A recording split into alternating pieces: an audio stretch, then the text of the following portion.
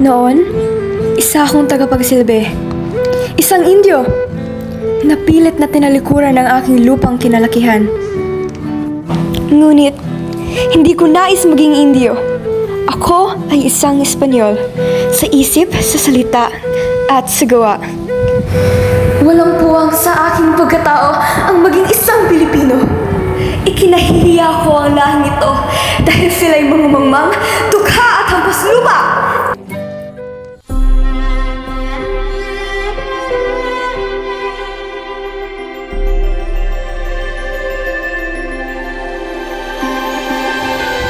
Nang gabing iyon ay may pagtatanghal sa Teatro de Verandades, ang Las Conchas de Cornevel ng bantog ng mga Pranses. Ubus kagad ang tiket at mahabang-mahaba ang hanay ng nagsipasok. Hay naku! Tayo ay mabilis at may pupuntahan pa tayong teatro mamaya. Tibosyo! Nasaan ka na? Bilis-bilisan mo naman ang paglakad dyan. Ay naku. Hindi pa yata sapat ang koloreto sa aking mukha at hindi pa ako mukhang isang taga-Espanya. Ay naku, ang dami naman mga tao. Napakagulo. Ang iingay.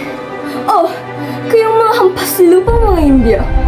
Hindi ba kayo magbibigay galang sa akin?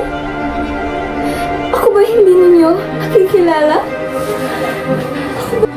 Ako si Doña Victorina de los Reyes de Espadanya. Tingnan niyo ang koloreto sa aking mukha at ang aking magagara at mahahabang mga kasuotan na tila para lamang sa isang mistisa na katulad ko.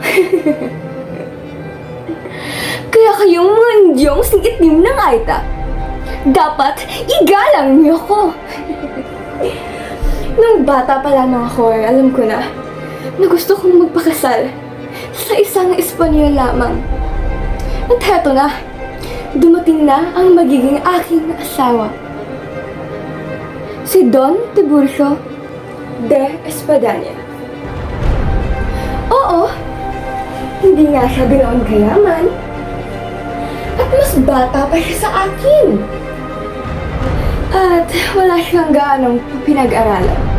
Di bale, pinagpanggap ko naman siya na isang doktor eh. At alam niyo ba, isang araw, napadaan kami sa tapat ng bahay ng isang alperes at nagkataon na naroon si Doña Consolacion. Abay, bigla ba naman siyang sumimangot at dumura sa harapan ko? Ha?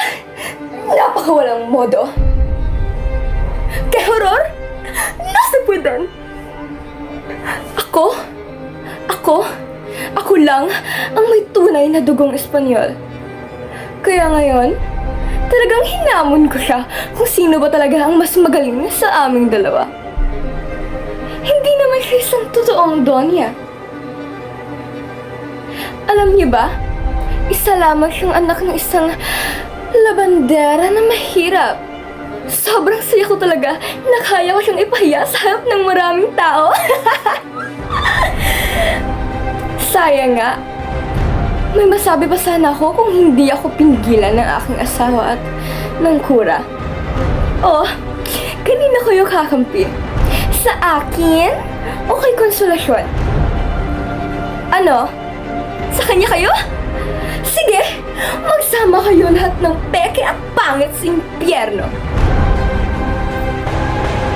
Kami na lang ng mga mistisang sosyal ang nararapat sa langit. Ngunit, pagbalik-balik ta rin man ang mundo'y isa pa rin akong Indio. Sa kabila ng pagkait ng aking tunay na pagkatao, alang-alang sa ikagaganda ng estado ng buhay ko, kailanman, ako'y hindi naging totoo. Ako, si Doña Victorina, mapanlait at mapanlinlang. Gusto kong umasenso, kaya tinalikuran ko ang aking lahi at ang aking bayan.